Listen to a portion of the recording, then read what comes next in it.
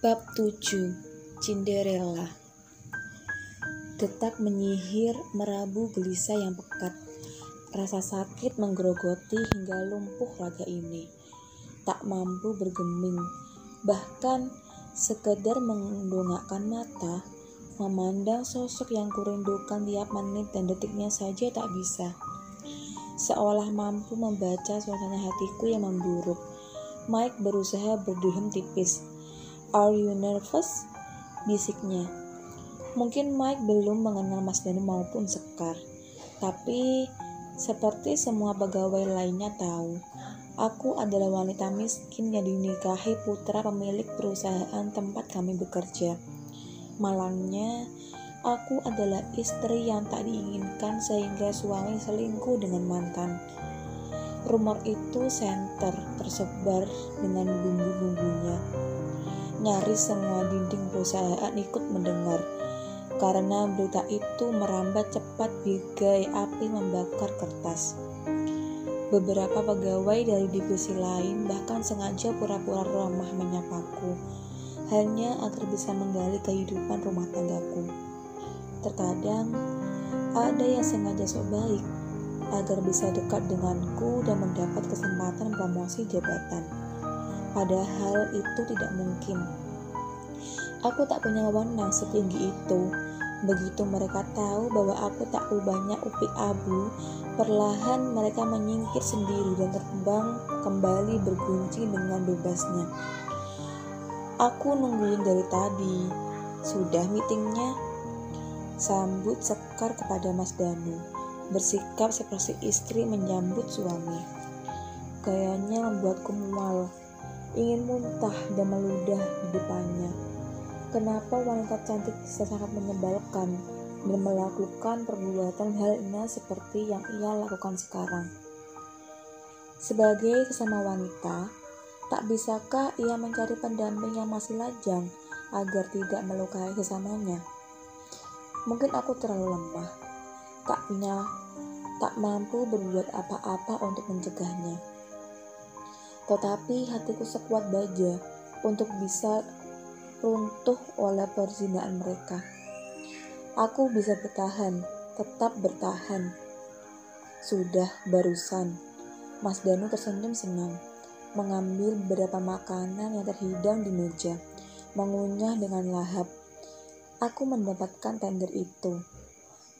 Sekar bersorak bahagia, memberi selamat dengan mengecup pipinya. "Kamu hebat sayang," pujinya ikut berbangga. Seharusnya aku yang melakukan hal itu untuk Mas Danu. Tetapi kesempatan itu tak pernah datang, karena ia tak pernah berbagi kabar bahagia seperti itu denganku. Melihat mereka, hati bajaku bagai dihantam godam berulang-ulang. Tidak runtuh, tetapi bergetar hebat. Mual kian melanda. Jijik. Ku bekap mulut yang hampir saja menumpahkan muntahan. Mereka terkejut. Mike bergerak cepat.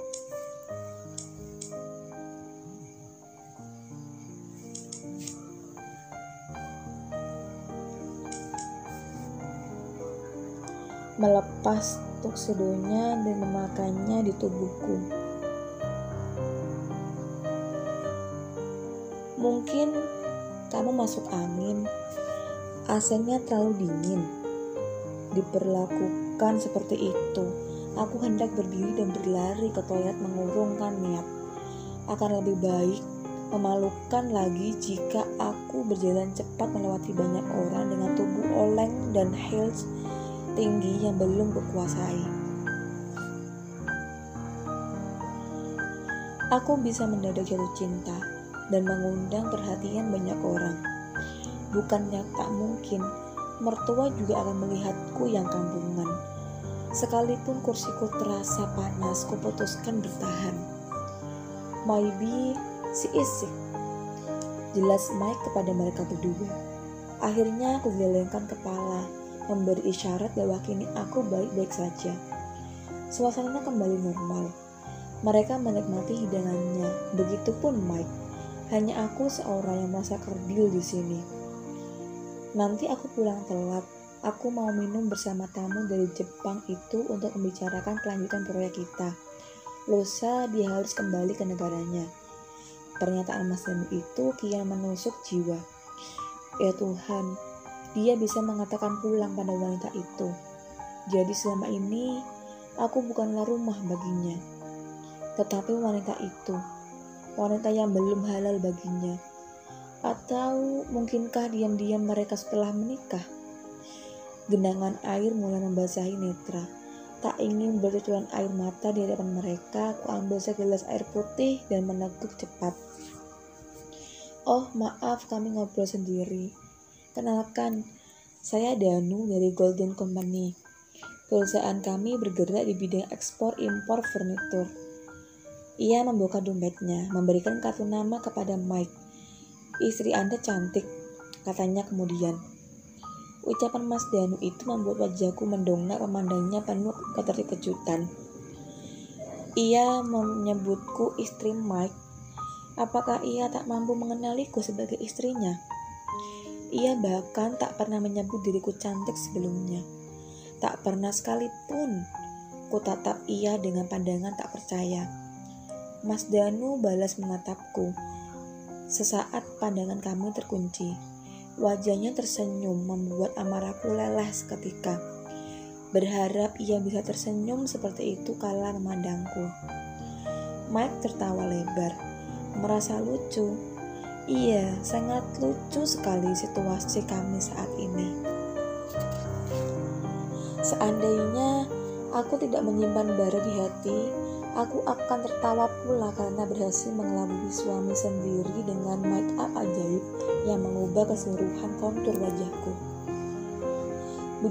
Bidadari ini bukan istri saya, hanya rekan kerja. Mike kemudian beralih pada Sekar, menyambung ucapan, istri Anda juga cantik menawan. Kali ini aku benci Mike.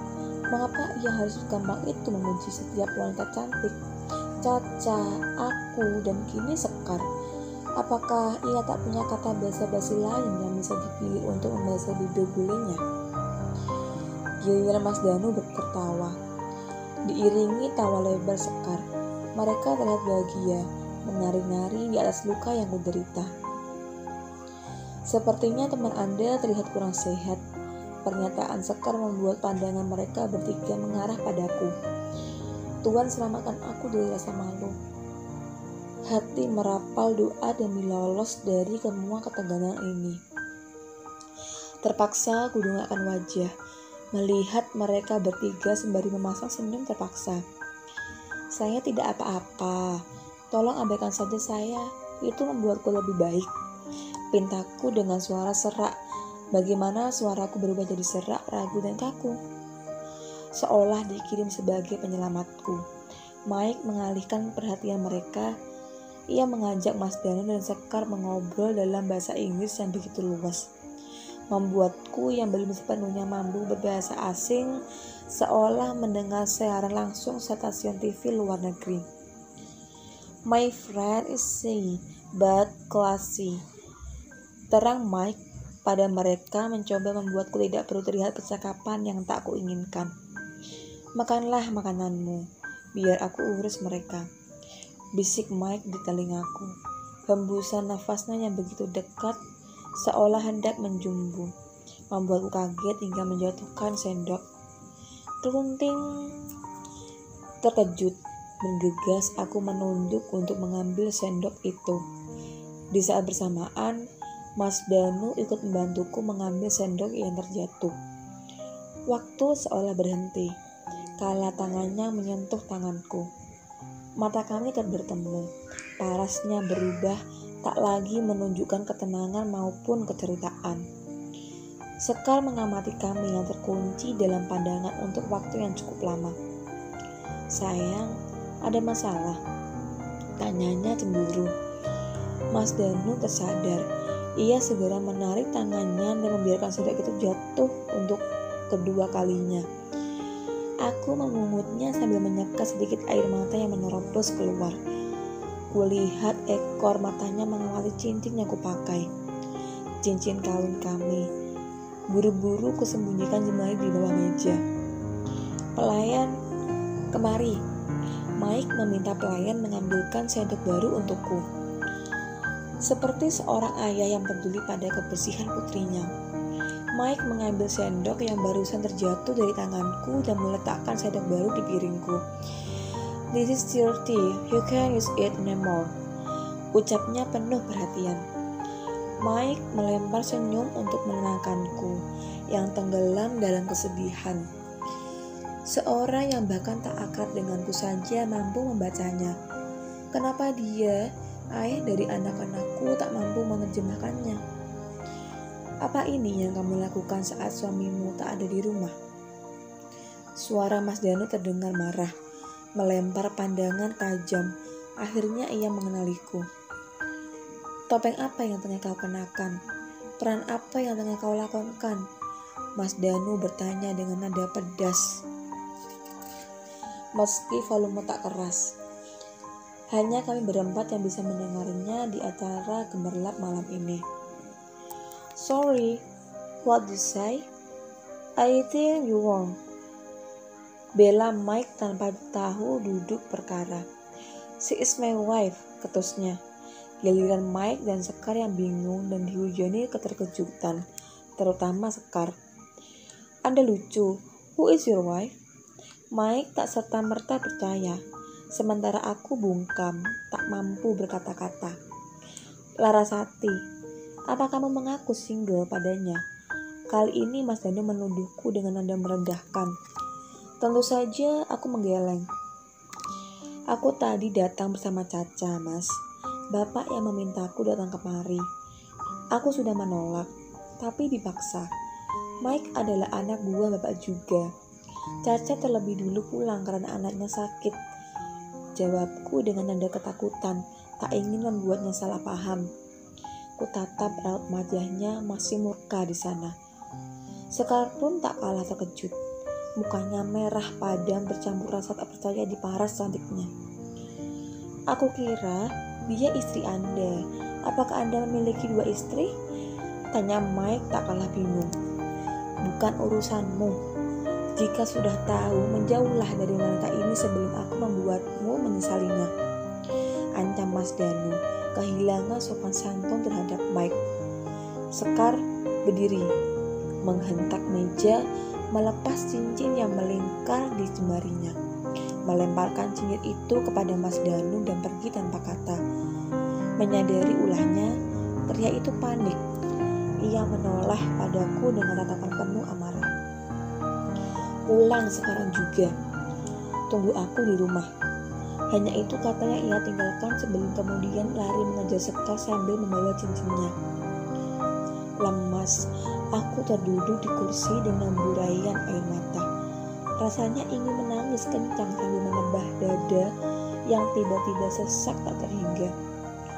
Mas Danu lebih peduli pada wanita itu, alih-alih menjelaskan padaku mengapa ia di sini bersama wanita lain.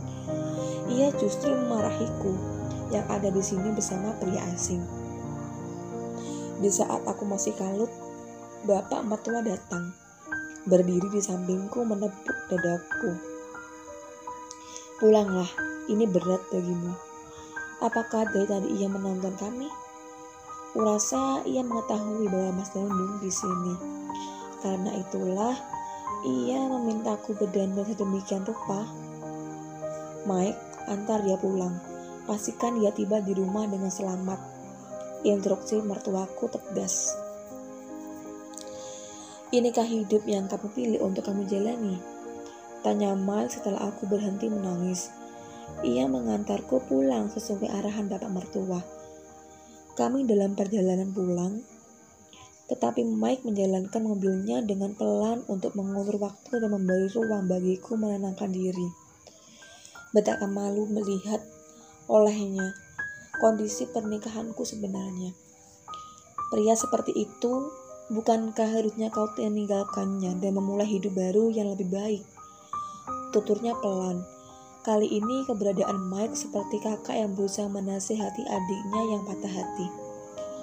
Aku menggeleng, mengusap tetesan air mata terakhir. Hampir setengah tisu di mobil telah kupakai.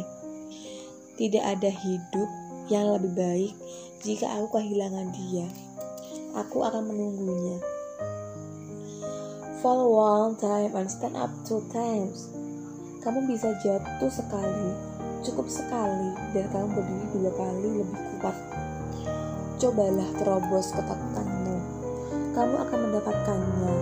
Kebahagiaan setelah kamu lepaskan ikatan yang menjerat sayapmu untuk terbang. Bujuk Mike perlahan. Tak bermaksud menggurui maupun menghakimi. Ia ingin menemani dengan tulus berusaha menasihati. A promise is a promise. Aku telah berjanji untuk setia padanya, selalu mencintainya, bersabar untuk semua kelakuannya. Pada siapa kamu berjanji? Padanya yang telah mengkhianatimu, atau pada mertuamu yang membutuhkan kalian? Berjanji pada diriku sendiri. Kulempar pandangan menembus kaca, mengamati beberapa gelandangan yang menenteng kardus dan mencari tempat berbaring.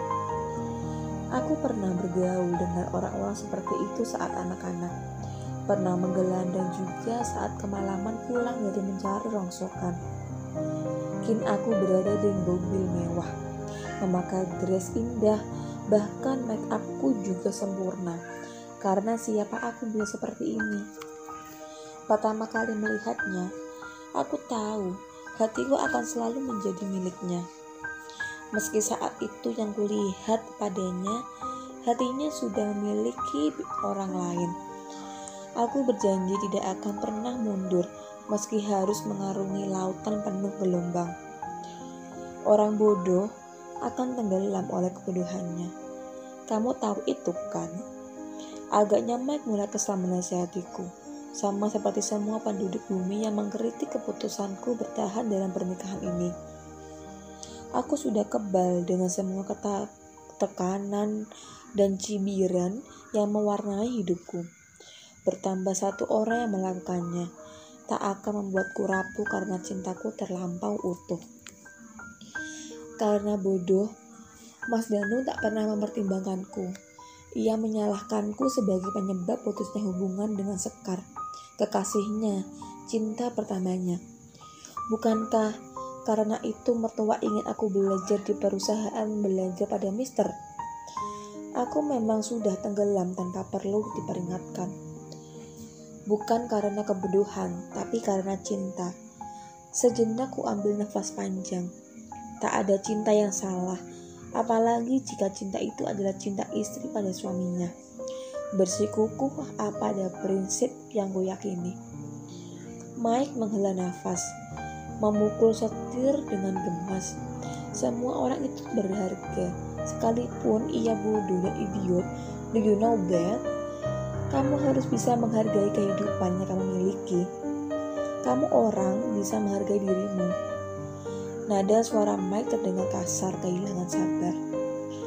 Aku hanya menunduk, memainkan jari jemari, tak sudi lagi berbicara padanya.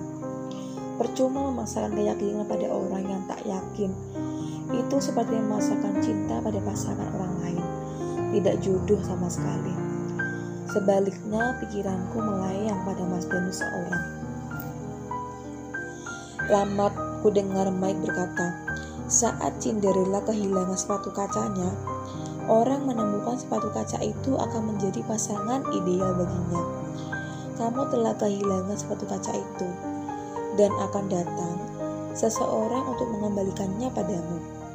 Jika orang itu datang, kamu harus melihatnya, baru membuka hatimu untuknya. Kau pun pantas berbahagia seperti Cinderella. Meski tak bertemu dengan pangeran, kamu bisa berteman dengan pria baik yang memperlakukanmu bak ratu setiap harinya. Are you listening? Bangunkan aku jika sudah sampai. Ku pura-pura memejamkan mata, tak ingin mendengar apa-apa lagi darinya. Ponsel berdering nyaring. Tergeragap jemari meraba mencari sumber suara dari tas mungil yang kubawa. Mas Danu, kamu di mana? Kau acuhkan perintahku tadi. Bentaknya begitu ponsel ku angkat. Kebingungan melihat jam di ponsel. Benar, ini sudah larut malam. Aku pulang pukul 21 WIB, tapi sekarang sudah pukul 1 dini hari. Menoleh pada Mike. Ia mengedikkan bahu, tak merasa bersalah telah mengulur waktu begitu lama. Jika dalam waktu 10 menit kamu belum tiba di rumah, jangan pernah berpikir untuk kembali. Pintu rumah ini akan tertutup bagimu selamanya. Bentaknya lagi membuatku bergetar ketakutan. Baik-baik mas, maafkan aku. Yang terpikir pertama kali di benakku adalah meredakan amarahnya. Klik, ponsel ditutup. Menatap marah Mike yang tak membangunkanku, padahal kami sudah tiba di depan gerbang rumah. Kenapa, mister? Kamu tahu kita bisa dapat masalah karena ini. Apakah ia mau menjebakku juga agar semakin cepat aku kehilangan posisi sebagai Nyonya Wicaksono? Bapak mertua, Caca, Mike, semua konspirasi untuk ini semua. Agar aku datang ke pesta dan kemudian bertemu Mas Danu dengan cara seperti ini. Apakah ini pesta perpisahan yang mereka rancang untuk menjebloskanku dalam perceraian? Jahat. Kekecewaan tak dapat lagi kusembunyikan. Kamu terlihat lelah dan butuh istirahat. Aku tak ingin mengusikmu. Kamu tahu apa yang akan bapak mertua lakukan jika kamu tak mengindahkan instruksinya? Sadarlah. Kamu diminta mengantarkanmu pulang, bukan menahanku seperti ini. Pakiku marah sambil melepas selbat. Aku siap menanggung semua resiko untuk menyelamatkanmu dari pernikahan palsu. Jika perlu, aku masuk ke neraka yang sama untuk memindahkanmu ke surga. Glek, apa ia bercanda? Tapi sorot matanya serius, penuh keyakinan pada setiap kata yang diucapkan. Ah, sudahlah. Aku tak punya waktu untuk mencerna kata-katanya. Aku berpacu dengan waktu, bergegas turun dari mobil dan berlalu masuk ke rumah. Sebelum 10 menit atau semua terlambat untuk diperbaiki lagi. Bukan cerita Cinderella, tapi peristiwanya nyaris sama. Bedanya, bukan ibu tiri yang menungguku kembali, tetapi suami.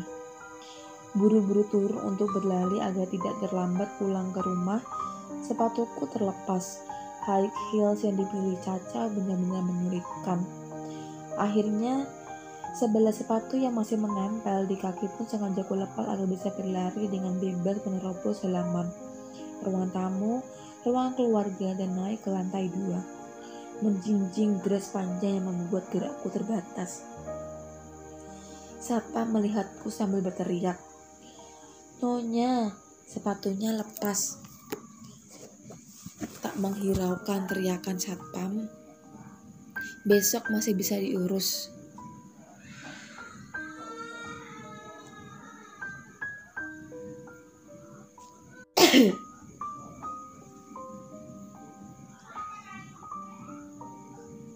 Tapi kemarahan Mas Danu, aku khawatir akan semakin besar jika dalam 10 menit aku tak segera tiba di hadapannya.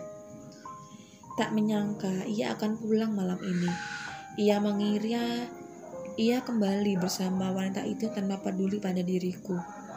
Mobil Mas Danu telah terparkir, tapi mobil mertuaku tak ada. Siapa yang akan membelaku jika Mas Danu terlewat salah paham? Tiba di lantai 2, nafasku tersenggal-senggal, tak beraturan.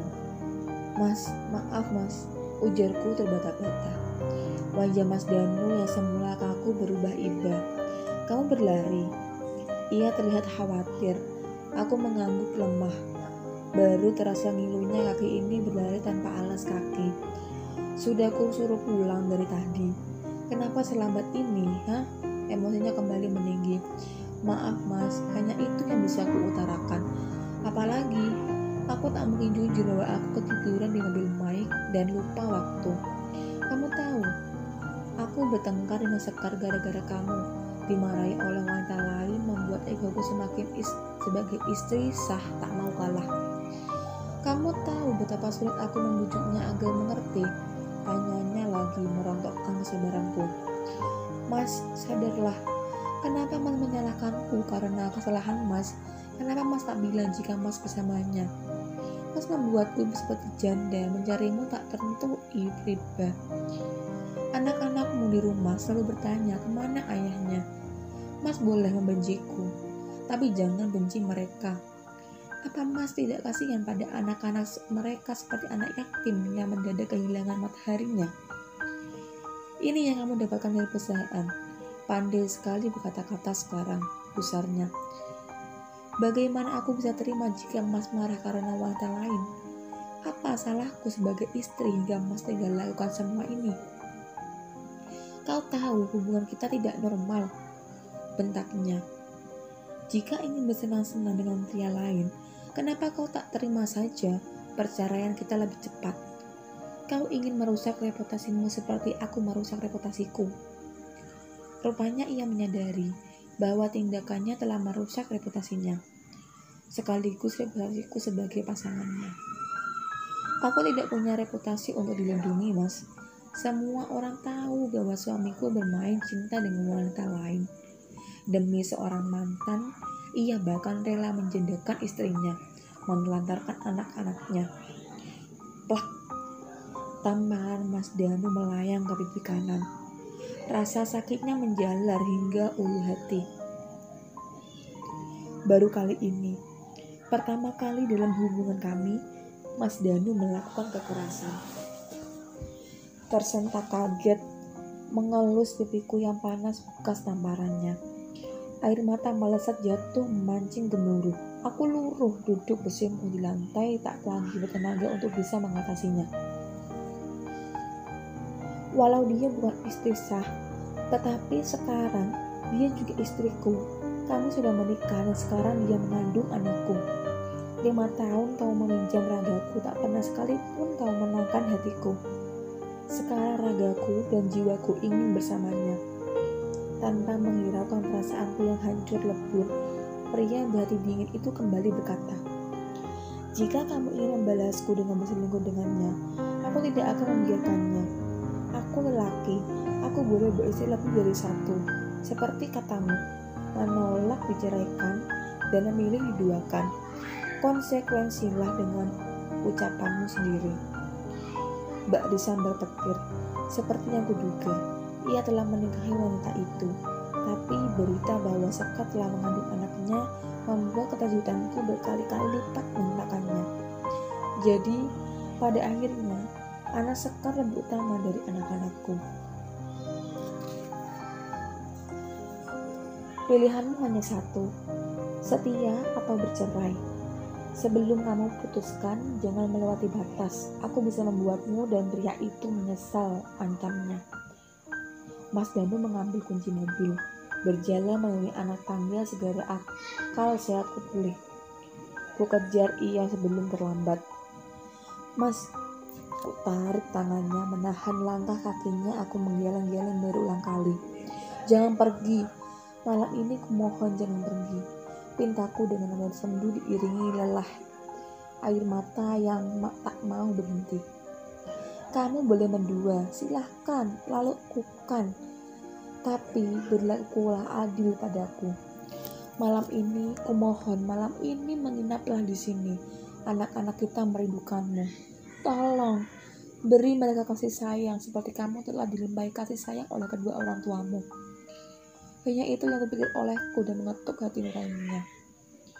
Mas, aku gadis yatim piatu. Aku hanya bisa merindukan kasih sayang mereka dari waktu ke waktu. Hingga sekarang, jika malaikat maut berkenan menjemputku, aku rela. Saking rindunya ingin berjumpa dengan mereka. Tetapi aku bertahan demi anak kita. Aku tidak ingin mereka merasakan kesepian seperti yang kurasakan dahulu. Tolong, jangan pergi. Jangan pergi sebelum menemui mereka. Aku pun berlutut padanya, meminta kemurahan hatinya. Mas Danu terketuk. Ia memutar langkahnya kembali ke kamar kami. Hatiku lega. Kuusap air mata yang meleleh tak mau membuat Mas Danu kian muak dengan tangisan yang kucucurkan. Hendak kususul, tapi langkahku berhenti. Mas Danu memiliki kamar sendiri. Ia tak akan masuk kamar kami kecuali ingin memuaskan hasratnya sebagai lelaki. Tetapi wajahku terlanjur kusut masai. ditambah keringat yang berhamburan setelah berlari kencang dari halaman hingga lantai 2. Apa yang harus kulakukan? Tiba-tiba Mas Danu keluar dari kamar. Menggendongku membuatku terkejut. Dibantingnya tubuhku keranjang dengan kasar. Dress masalku dikoyak tanpa perasaan. Aku memakai kaget karena harga baju itu 2 kali gajiku di perusahaan. Bukankah kamu juga merindukanku? Pertanyaan itu membuatku tak sempat memikirkan harga gaun lain. Tak ada yang lebih berharga selain dia. Jika harus mati tenggelam, aku ingin tenggelam di dalam pelukannya. Melapuk bersama waktu yang bergerak, berguling bersama sakit yang terukir, menangis dan tertawa bersama sang pujaan merupakan mimpi terindah bagi pecandu cinta buta. Aku menyadari kelemahanku yang menjadikan kesakitan sebagai kekuatan untuk bertahan. Saat menatap cermin besar di sudut ruangan, nampak kekuatan make up ajaib masih menempel dengan baik. Waterproof. Itu yang dipinta Caca. Ia tahu aku akan menangis di pesta itu. Ia tahu ada Mas Danu di sana. Karena hanya Mas Danu yang bisa membuatku meneteskan air mata. Bapak mertua pasti juga tahu itu. Semua tahu dan sengaja mengirimku agar aku bisa melihat langsung kemesraan mereka. Itu menyakitkan. Namun jika aku tak muncul di sana tadi malam, mungkin Mas Danu kembali hari ini. Kutelusuri wajah diri yang menawan di balik riasan. Tak terlihat sesudah drama yang tersisa. Hanya semburat kesedihan masih terbayang. Jadi benar.